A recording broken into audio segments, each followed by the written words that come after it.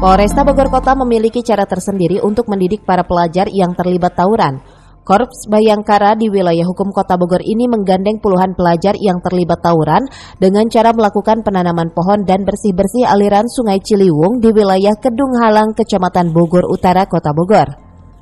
Selain para pelajar, polisi juga mengajak para orang tua masing-masing dan pihak sekolah untuk terlibat dalam kegiatan ini. Cara ini dilakukan pihak kepolisian sebagai upaya mitigasi tawuran pelajar yang kerap terjadi di Kota Bogor, serta upaya menyatukan silaturahmi antar pelajar yang kerap berseteru.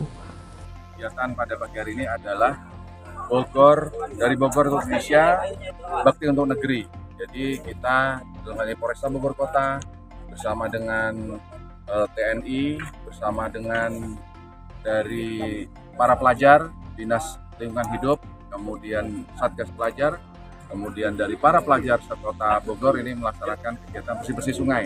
Nah, ini sebagai wujud kita peduli terhadap lingkungan hidup, terhadap air yang memberikan kita kehidupan dan kita jaga kebersihannya. Baik, ini acara yang luar biasa dalam rangka memperingati kemerdekaan RI yang ke-78.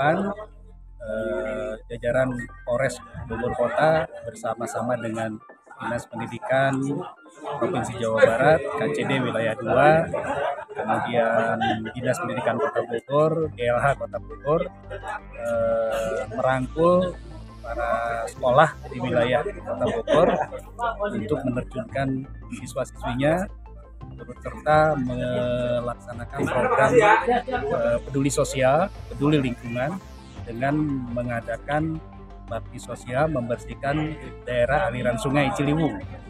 Kegiatan seperti itu diharapkan dapat membuang energi negatif pada pelajar dengan mengajak melakukan kegiatan-kegiatan yang positif. Kedepannya aksi seperti itu akan terus berlanjut di Kota Bogor. Polresta Bogor Kota akan terus bersinergi dengan semua pihak untuk merawat lingkungan. Dari Kota Bogor, Herman Bons melaporkan.